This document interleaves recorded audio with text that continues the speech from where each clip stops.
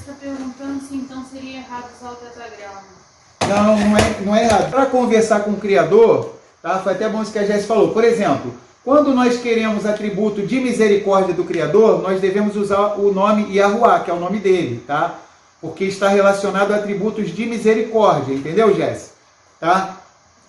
Quando a gente quer pedir ao Criador que manifeste o poder criativo dele, lembrar que em Gênesis capítulo 1, 32 vezes, tanto no capítulo 1 como num pedacinho do capítulo 2 também, 32 vezes aparece o termo Elohim, que é o título majestático dele. Então, quando nós queremos assim a atuação dele como Criador, nós devemos usar, eu costumo fazer isso, falar Yahuwah Elohim, ou seja, mesmo quando eu peço a criação dele, eu peço a misericórdia, eu falo Yahuwah, que é o nome dele, tá? Que ele deseja ser chamado por esse nome, e Elohim, ou seja, então atributos de misericórdia e de criação ao mesmo tempo. Então a gente pode fazer isso. Por exemplo, por que quando o Criador vai se revelar para algum profeta, às vezes, como é o caso de Yeshayahu, Isaías, ele se revela como Yahuwah Tsevaot, tá? Yahuwah das hostes, Yahuwah dos exércitos, dos comandados, ou seja, porque ele está revelando uma característica que ele vai agir como aquele que é um general, que está comandando um exército, entendeu que interessante? Então essa pergunta da Jéssica foi bem legal. A gente pode usar e deve usar o tetragrama nas nossas orações, o nome Yahuwah. A gente não deve usar o tetragrama, assim, por exemplo, para coisas que a gente está na dúvida, entendeu? Tá? Então, coisas que a gente está na dúvida, que pode ser uma ideia nossa, tá? Que não é um texto da Escritura, mas assim, nas orações a gente deve usar o nome Yahuwah, tá bom? Elohim também a gente deve usar Yahuwah Elohim, tanto que é comum esse título, que nas Bíblias em português, infelizmente, o Almeida adulterou. Ele bota Senhor Deus, quando o Almeida bota Senhor, tudo com letras maiúsculas, Deus, depois, significa Yahuwah Elohim, tá? Então a gente pode usar o tetragrama, mas nas coisas nossas, assim, do dia a dia, que a gente não tem muita certeza, que a gente pensa assim, pô, se eu estiver errando nisso aqui, eu posso usar o nome do Criador em vão, então a gente fala Criador, fala Elohim, entendeu? Aí não usa o tetragrama, porque vem uma punição severa se a gente usar o nome dele de forma leviana, em vão, que no hebraico é lachave, tá?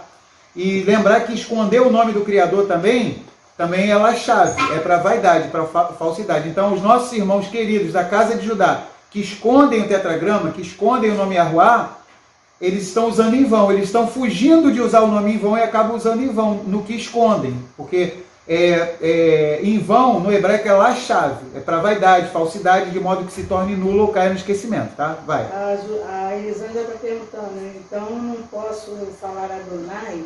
Adonai pode, por exemplo, foi legal essa pergunta da Elisângela, por exemplo, se eu estiver lendo, ó, vou dar um exemplo prático aqui, tá? Eu vou pegar Gênesis 2:4, tá?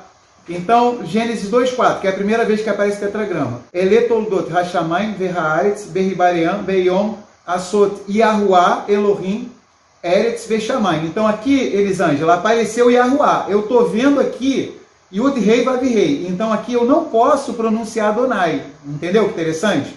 Os nossos queridos irmãos da casa de Judá, eles leem esse texto, eu não sei como que eles conseguem, tem que dar um nó na cabeça, eles pronunciam Hashem ou então Adonai, quando eles leem isso aqui. E em português eles botam eterno, tá bom?